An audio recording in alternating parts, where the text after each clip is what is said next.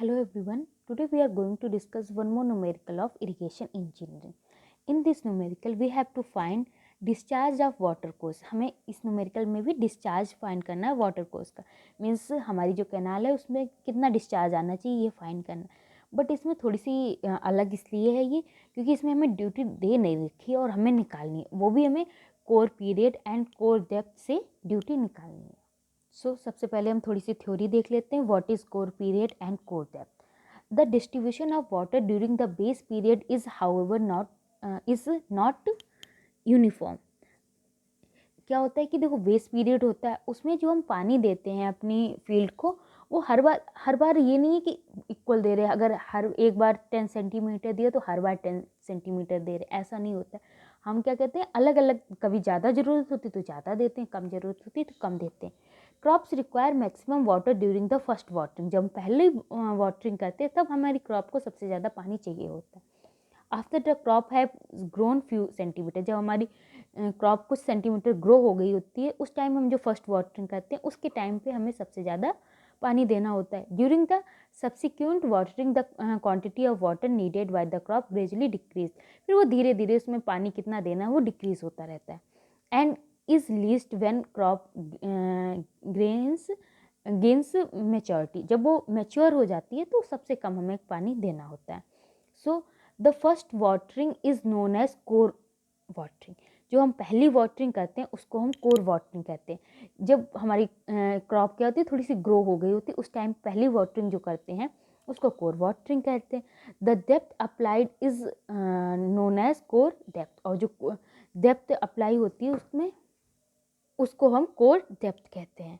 The portion of the base period in which core watering is needed is known as core period. अच्छा, base period तो पूरा होता है first watering से last watering के बीच, लेकिन जो हमारा कोर पीरियड होता है वो टाइम होता है बेस पीरियड का जब हमारा पहला जो हमने वाटर दिया वो टाइम होगा. बेस पीरियड शुरू होता है कि जो सॉइल में हमने जो बोया नहीं था, बीज नहीं बोया था, उससे पहले जो वाटरिंग की थी उसके बाद जब सॉइल हमारी मतलब जो फसल है वो उग गई है उसके बाद जो पहला वाटरिंग देते हैं वो उसके बीच का जो पीरियड होगा उसको हम कोर पीरियड कहेंगे. मीन्स जब हमारी जो क्रॉप होगी वो कुछ सेंटीमीटर की हुई होगी उस टाइम हमने पहली वाटरिंग दी होगी तो उसको ही हम कोर वाटरिंग कहते हैं. उस समय जो डेप्थ अप्लाई की होगी तो वो कोर डेप्थ होगी. और वो जो पीरियड है हमारा बेस पीरियड का वो टाइम उसको हम कोर पीरियड कहते हैं.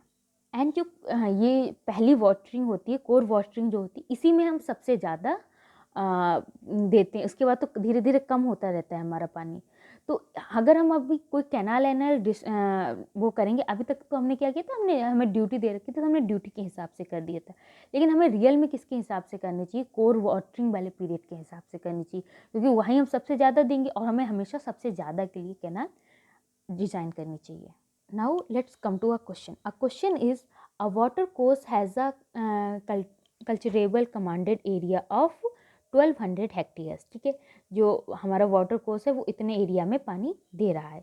The intensity of irrigation of crop A, कोई क्रॉप ए है उसकी इंटेंसिटी 40% है और बी की 35% है. Both the crop being rabi, दोनों ही रबी क्रॉप है. ठीक है, crop A has a core period of 20 days. Crop A के लिए जो कोर पीरियड है वो 20 डेज का है एंड बी के लिए 15 डेज का है. Calculate the discharge of the water course, हमें वाटर कोर्स का डिस्चार्ज निकालना है. If the core depth for crop A is 10 centimetre and for B is 16 centimetre. अच्छा, ये सारी हमें क्यों दे रखी है, हमें ड्यूटी निकालने के लिए दे रखी है बिकॉज हमें पता है डिस्चार्ज कैसे निकालेंगे. टोटल एरिया को जब हम ड्यूटी से डिवाइड करेंगे तो हमें डिस्चार्ज मिलता है, तो इसीलिए हमें ये core depth and core period दे रखा है. जो ड्यूटी है वो हम इस वाले फॉर्मूले से निकालेंगे. ये हमने जो प्रीवियस न्यूमेरिकल्स थे उसमें हमने ये डिस्कस किया है न्यूमेरिकल 13 एंड 14 में. सबसे पहले हमें वो चीज़ें लिख लेनी है जो दे रखी हैं. लाइक हमें CCA दे रखा है 12 hectare. Crop A and crop B के बारे में चीज़ें दे रखी है लाइक इंटेंसिटी ऑफ इरिगेशन दे रखी है, core period and core depth. हमें पता है कि हमें ड्यूटी निकालनी है तो हम ड्यूटी निकालने की कोशिश करते हैं. ठीक है, ड्यूटी कैसे निकालते हैं, हमें पता है delta into duty equal to 8.64 base period था. अच्छा, बेस पीरियड नहीं दे रखा, हमें कोर दे रखा तो हम इनको सबको कोर में चेंज कर देंगे. तो ड्यूटी इक्वल टू 8.64, इस स्मॉल बी को हमने कोर पीरियड माना है और ये जो डेल्टा है स्मॉल वाला डेल्टा इसको हमने कोर डेप्थ मानी है। Core period and core depth crop A के लिए दे रखे है तो रख देंगे, तो हमें क्रॉप ए के लिए जो हमारी हाईएस्ट ड्यूटी है वो निकल आएगी। नाउ हमें जो इंटेंसिटी दे रखी थी इंटेंसिटी ऑफ इरिगेशन, उसकी हेल्प से हम ये निकाल लेंगे कि कितने एरिया पे हमारी क्रॉप है, कितने एरिया को हमें पानी देना। टोटल एरिया तो इतनी है लेकिन क्रॉप तो इतनी एरिया पे, इतने को पानी देना है हमें। तो डिस्चार्ज कैसे निकालेंगे?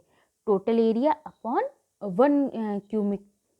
1 क्यूबिक में जितना एरिया इरिगेट होता है वो क्या होता है, हमारी ड्यूटी होती है। हम लास्ट क्वेश्चन में देख चुके हैं। तो टोटल अपॉन ड्यूटी, तो इतना हमारा डिस्चार्ज हमें चाहिए क्रॉप ए के लिए। नाउ क्रॉप बी के लिए कितना डिस्चार्ज चाहिए? तो सबसे पहले तो इरिगेशन वाली वही निकाल लो कि कितने एरिया पे हमारी फील्ड क्रॉप है। क्रॉप इतने एरिया पे, टोटल एरिया CCA इतना है, लेकिन जितने पे रबी क्रॉप है वो इतनी है जो क्रॉप बी है, ठीक है। ड्यूटी निकाल लेते हैं, उसी हिसाब से ड्यूटी निकालेंगे। इसके लिए भी हमें core period and core depth दे रखी है, तो दोनों को रख के ड्यूटी निकाल लेंगे। नाउ हमें टोटल एरिया पता है और एक मतलब ड्यूटी पता है, 1 क्यूबिक का एरिया पता है, तो इससे हम कितने क्यूबिक पानी चाहिए वो हम निकाल लेंगे। अच्छा, जो crop A and crop B दोनों ही रबी क्रॉप है, यानी एक टाइम पे हमें इतना पानी चाहिए, तो इसलिए हम इन दोनों की ही जो डिस्चार्ज है उनको प्लस कर देंगे और हमें हमारा टोटल डिस्चार्ज मिल जाएगा। Thank you.